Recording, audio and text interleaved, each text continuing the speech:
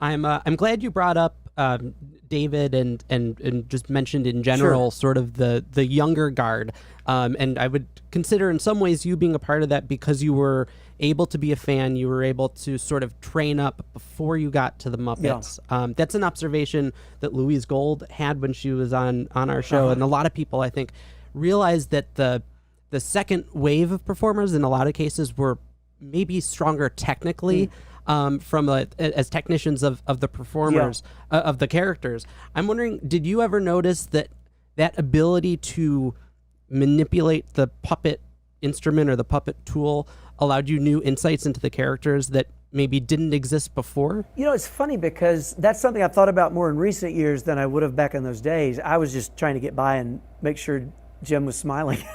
Because Jim wasn't the type of person who came over after everything you did and said, you did a great job. That was fantastic. Steve, you're doing great. You just knew you were doing great because he didn't say, yeah, you didn't do that very well. You know, and it wasn't that he was being critical. It's that he was trying to help. It was constructive. Right. So I was aware of it from about the point in time when Jim's talked to me about, I just had this propensity for trying to take characters and making them seem very, very organic. It was the dividing line in those years between Jim's early work, the Muppet Show, where everybody was learning like crazy to be better puppeteers because they're on every day of the week for 5 years. And then suddenly we're doing things like the Muppet movie.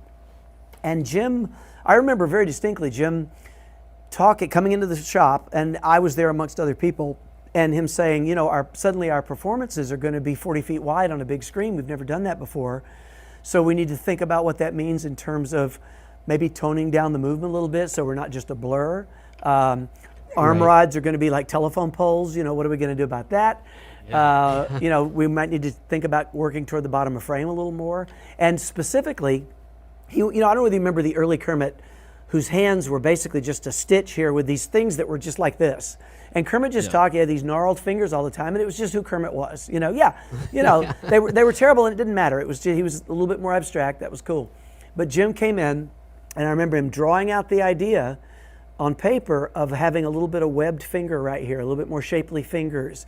Right here there was a shape, and the thumb bent this way, and there was wire added in the fingers so they could be posed into, you know. All of that was around the preamble to the Muppet movie. And I think all of that started adding to the manipulation side of it. Suddenly we were thinking about toning things down a little bit. You know, things were a little bit more subtle. And then that became a real focus when we went into something like The Dark Crystal, where suddenly we're trying our best to recreate these characters that are organic, living, breathing things. And to the extent that we were able to achieve that, it was hard because with all of the things those characters would do, they only did so much. We'd find ourselves sitting on Hampstead Heath at a sidewalk cafe doing this and watching people walk, at least I was doing it, walking down the sidewalk. What do people really look like from the waist up when they walk? Well, they don't really look like that.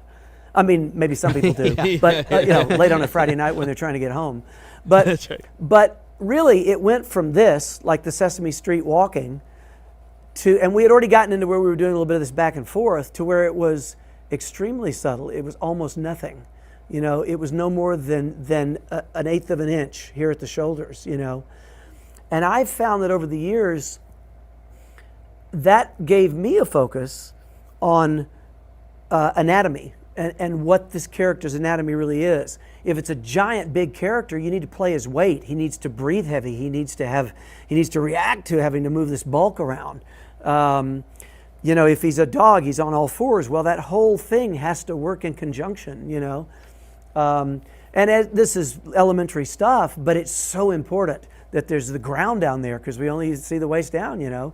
Always play that contact, unless you're purposely not playing it. So in terms of the newer puppeteers who came in around those times, we were already emphasizing sort of a bit of a changeover into a little bit more subtle economic movement. So I think they learned that at that point.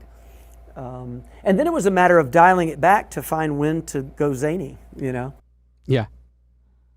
Well, because there's nothing like Kermit, you know, smushing his face and going down with that classic look. But but you use those moments sparingly. Exactly. Right. Yeah. And of course, Kermit is such an amazing puppet. One of Jim's earliest puppets. There's nothing to him except fabric, and there's no stuffing in there, and it's all about hand position. And I probably learned something new with that puppet nearly at least every project, and on the last ABC series, probably every day, because that was, like it or not, what we were doing was really toning that down. I think we probably went way too far, in my opinion, but it was still, I forget whether you liked the concept of that show. I thought the puppetry on that show all the way around was really, really good. I think we did some really good work. Everybody there. I guess it must have been one of the most difficult things with the Muppet characters, Yeah. is it? With those what I imagine were very intricate raised stages. Yeah. With so much camera movement following you guys Right. for such long the takes. handheld movement of it must have been really challenging. It was a Or real- maybe not really. Yeah, sorry, go ahead, It go ahead. must have been a dance. No, I was just gonna say it must have been a real choreography of making sure. At the very basic level of like keeping your head out of the Exactly. shot. But We were just also- talking about it's hard to keep your head in the shot when the camera's not moving, Exactly. let alone. Yeah, exactly. Well, Yeah. and it was a real choreographed dance between us and the camera operators, because most of the cameras were handheld, and it was Steadicam stuff.